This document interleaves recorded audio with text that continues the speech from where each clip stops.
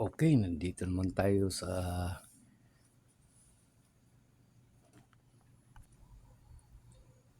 Lanang Aplaya. Dito tayo magkuha ng update sa ginagawang tulay ongoing Davao Samal Bridge. Dito tayo sa kabila kasi madaming naliligo doon at saka hindi tayo pwede doon kay may sounds doon. Ito na po, kikita po natin itong isang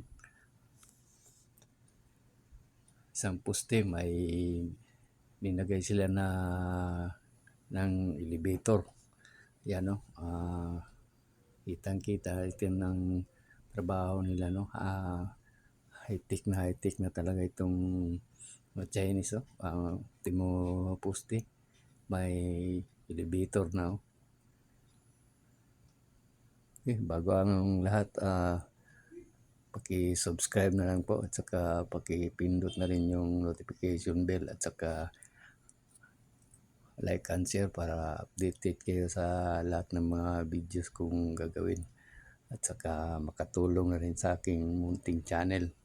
Malaking bagay po sa akin yan.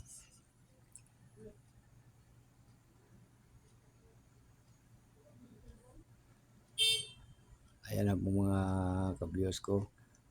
Doon sa Samal, yun pa rin ang makikita natin, no? Yung mga poste doon, pantay na pantay.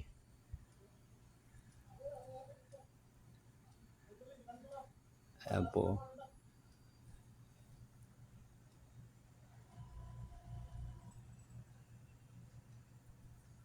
Yan po, may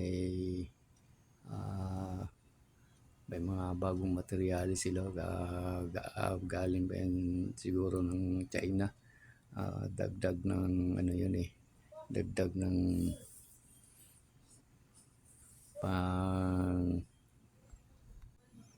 pangagdanan yan sa poste. Yan po mga ka-viewers ko.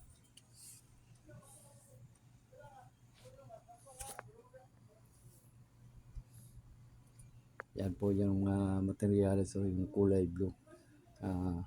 Yan ang gamitin na parang hagdan yata yan, tama pala, ang hagdan yan,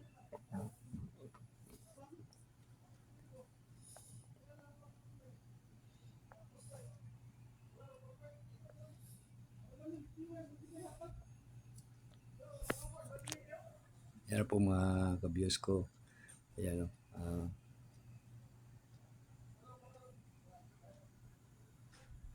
yan sa taso, yan ang ginatrabaho nila ngayon, no.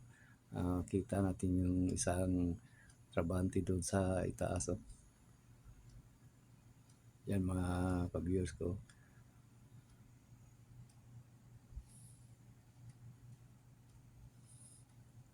Yan po yung Samal. Yan po. Yan pa yung ginagawa nila, yung cup, yung isa tapos na. Ito yung trabaho nila ngayon, no. Medyo malaki itong poste nito, Ano, may welder, doon nagtrabaho sa loob.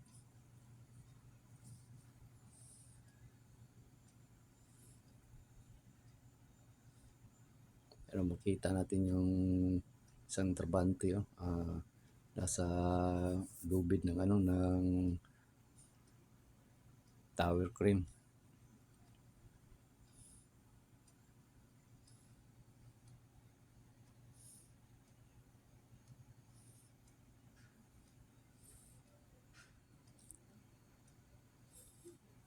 Yan po mga ka-viewers ko. Yan, umakyat na po yung yung elevator na ginawa nila. Siguro maliit lang ito na elevator, parang mga 5 tons lang siguro ito. Kasi maliit lang, Yan, mahakot yan ng mga materyales papunta sa taas. Yung sa ginagawa nila na cup. Yan, no.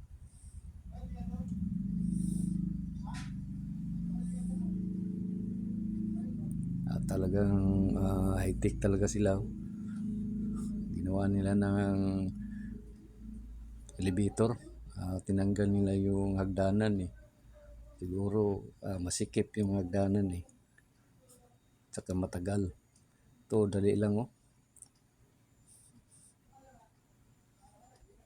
Seconds lang lit na nila yung materialis. Pero yung anong materialis, yung mga lights lang na materialis ang nasakay nila dyan eh.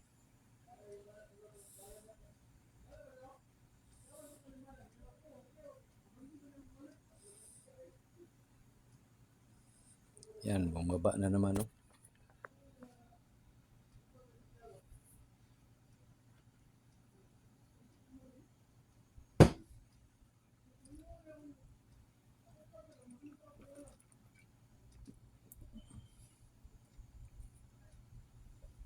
Yan, kita natin yung elevator bumaba.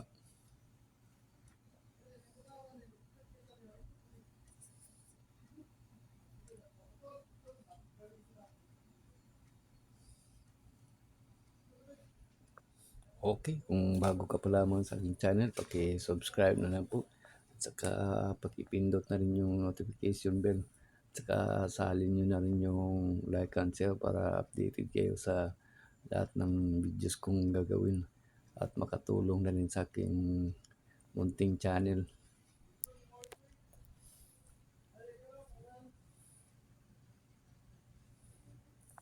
Yan po yung isang poste, may tatlong kulay Y na blue ang kulay.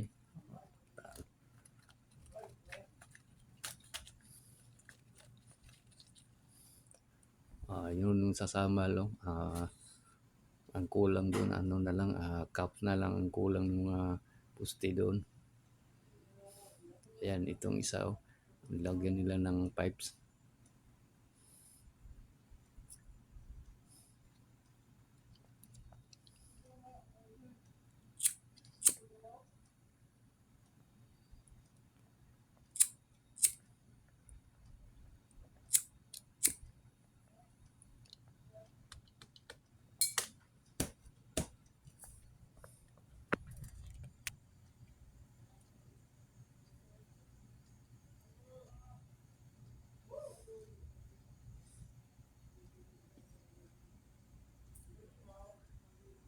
Yan po, isang poste na lagyan nila ng pipes.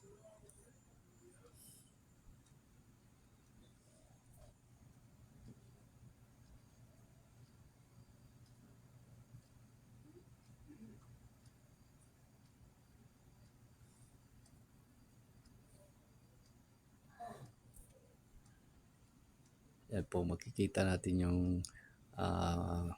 isang poste, may tatlong kulay na blue. Lagay nila, think, ano yan, isa girder.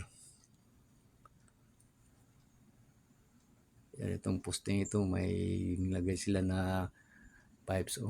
Support kasi yan para sa paglagay ng wings ba yun o girder pang support. Saka may hagdanan rin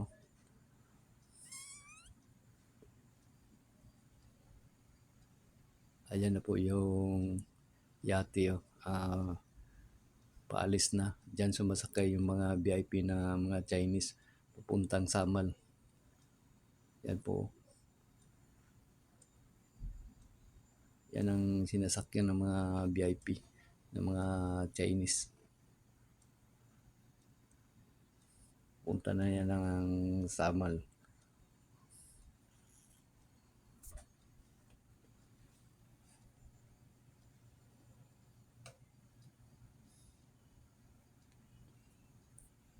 Yan, may bangka pang dumaan.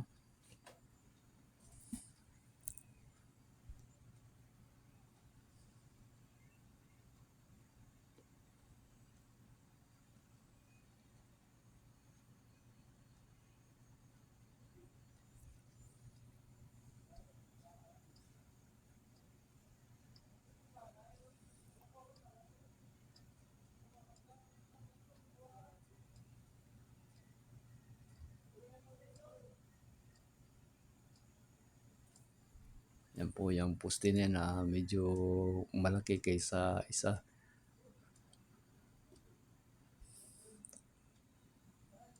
Kasi dyan ang parang dagyanan ng wings. Ah, Malapad kasi itong tulay na ito eh. 4 lanes to. Maliban sa pathway at saka bike lanes.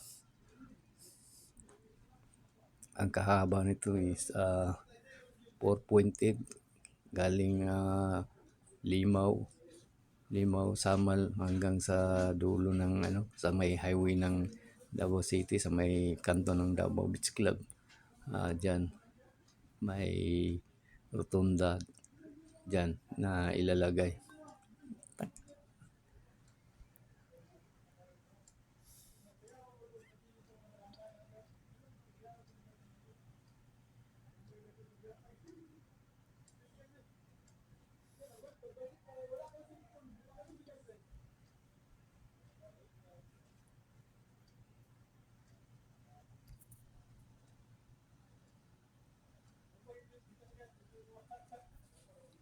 Itong tulay na ito, target niya is 2028. Ewan ko lang kung makaya nila. Sana matapos nila ito ng 2028 dahil karamihan ng taga Dabawin at saka taga Samuel sabik-sabik ng dumaan sa tulay na ito.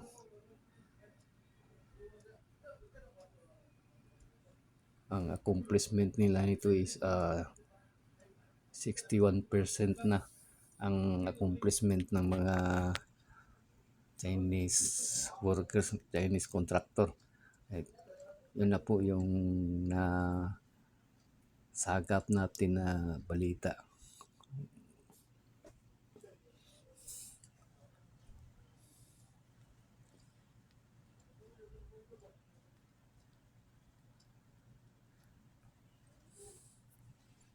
Malaki-laki na rin itong budget na ito. 23 point something billion ang budget ng tulay na ito.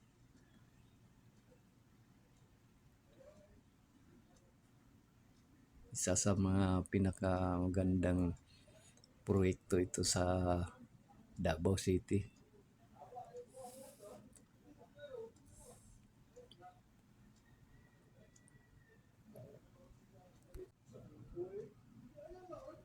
Ito ang pinaka magandang project ng gobyerno natin. Ito yung binabayaran natin na tax, mga taxpayer. Ito na yung pagkakataon natin na makalakad sa tulay na ito papuntang Samal.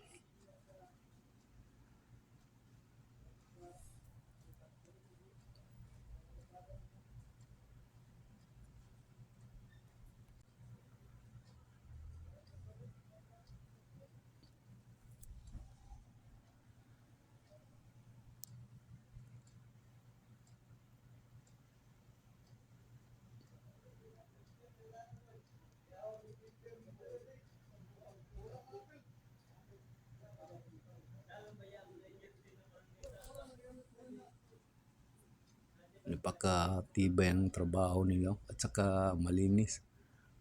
Greenway pa lang nun, napakatibay na. Yan ang mga poste nila, tibay talaga. Maganda talaga yung preparasyon nila. Yan malinis ang trabaho.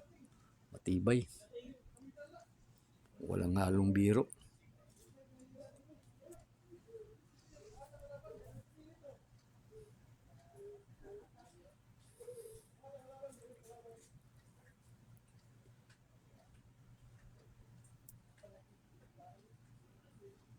Ayan na po mga ka-viewers ko. Ayan yung kulay blue. Yan ang mga materialis nila na galing China, naging datingan. Pang yan pang danan ng puste.